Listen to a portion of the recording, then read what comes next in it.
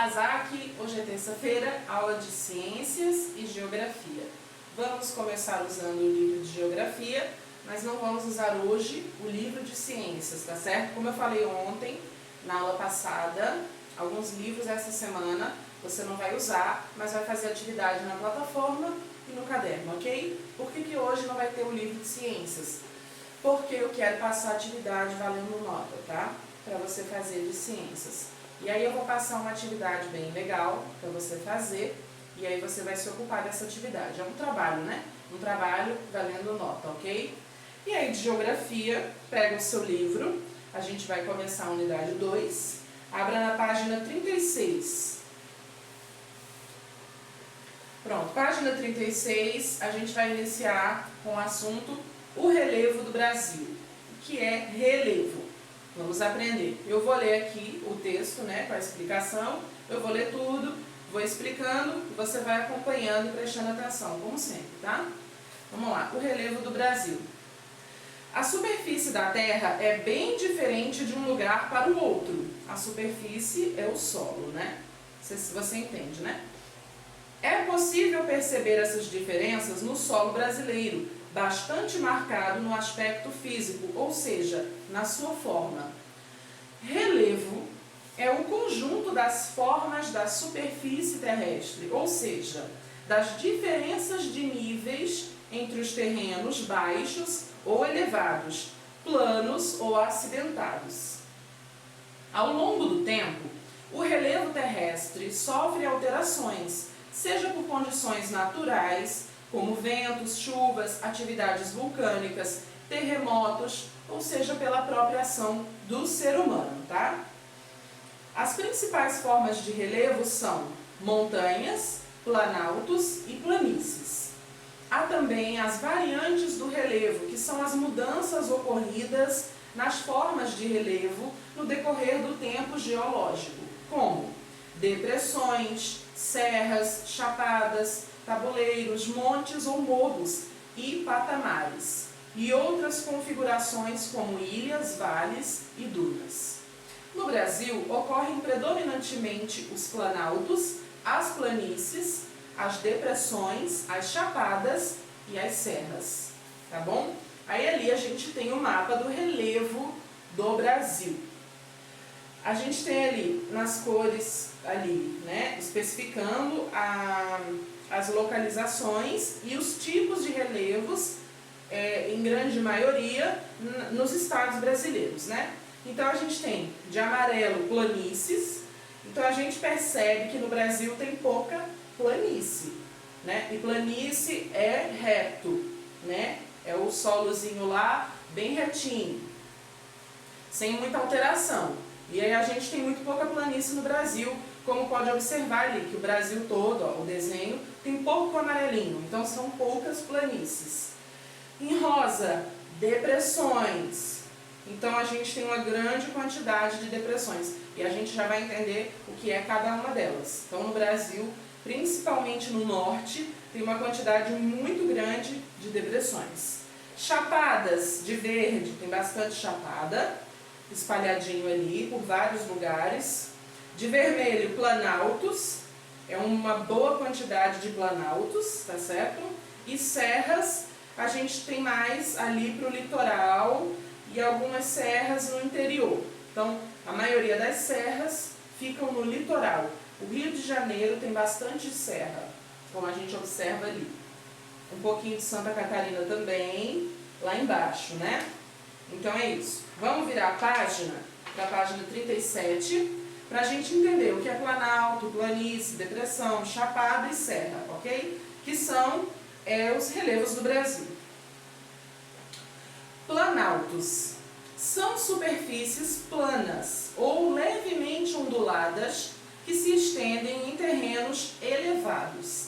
A maior parte do relevo brasileiro é formada de planaltos.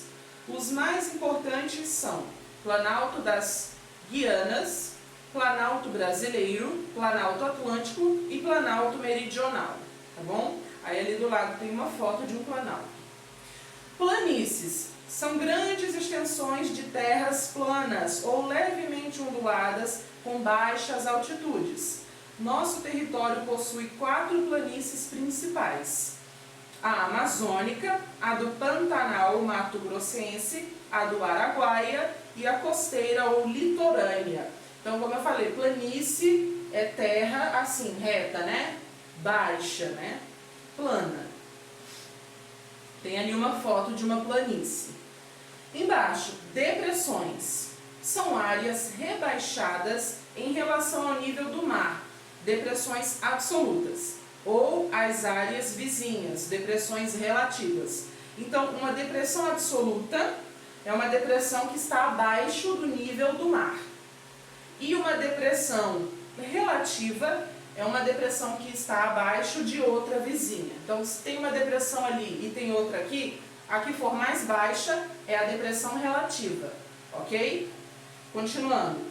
Algumas das principais depressões brasileiras são as norte e sul amazônicas, a do Araguaia Tocantins, a da Amazônia Ocidental, a sertaneja do São Francisco, a do meio norte, a periférica da borda leste da Bacia do Paraná e a periférica sul rio-grandense.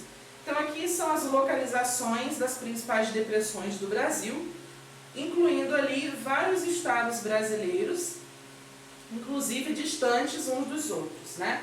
Rio-grandense, por exemplo, é no sul do Brasil, é o último estado do Brasil. A gente tem também na Amazônia, que é lá em cima no norte. O São Francisco é aqui em Pernambuco. Então, enfim, o Paraná também é lá no sul. E você vê que existem depressões em lugares bem diferentes, né? Tocantins, em São Paulo, então é bem variado. Continuando, chapadas. São geralmente planas, com altitudes elevadas e lagos que podem apresentar diferentes inclinações.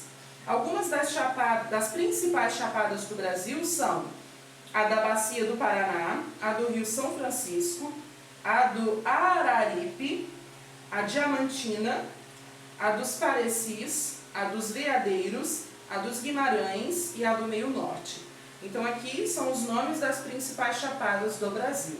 A mais conhecida delas, não sei se você já ouviu, mas é a Chapada Diamantina. Ela é, creio que, a chapada mais conhecida, assim, que as pessoas mais ouvem falar. E ali, por fim, serras. São áreas elevadas e acidentadas, formadas por rochas de natureza diversa.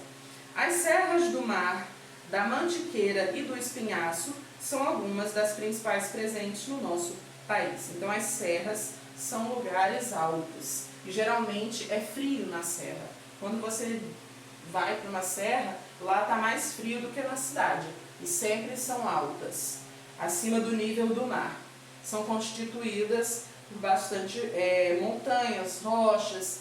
Isso caracteriza uma serra, como tem ali na imagem. Aí ali embaixo tem um quadradinho verde dizendo assim: você sabia? O Brasil não possui áreas de altas montanhas, como é o caso das principais cordilheiras do mundo, os Andes na América do Sul, as Rochosas na América do Norte e os Alpes na Europa e o Himalaia na Ásia. Então o Brasil não tem grandes montanhas assim altíssimas como esses outros exemplos aqui. Na verdade, o nosso solo é bem mais plano, ele não tem grandes relevos no Brasil, tá certo? Então é isso. Aqui os relevos do Brasil, né, da natureza do Brasil. E agora aqui, na página 38, atividade. Então faz as atividades do livro.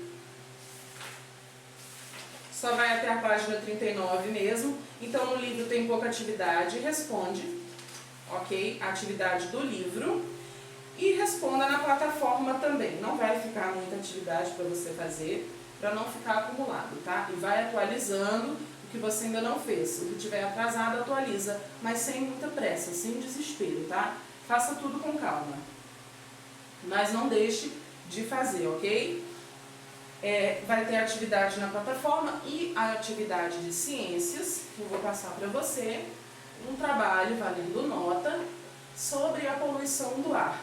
E aí vai ser um trabalho bem legal e diferente, tá certo? E aí vai ter algumas perguntinhas, algumas coisas, atividades na plataforma, mas eu vou passar principalmente esse trabalho para você fazer. E aí vai estar aí na plataforma toda a explicação sobre o trabalho e tudo mais.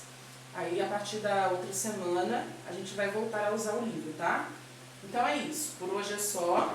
Eu vou ficando por aqui e até amanhã. Beijo, tchau, tchau.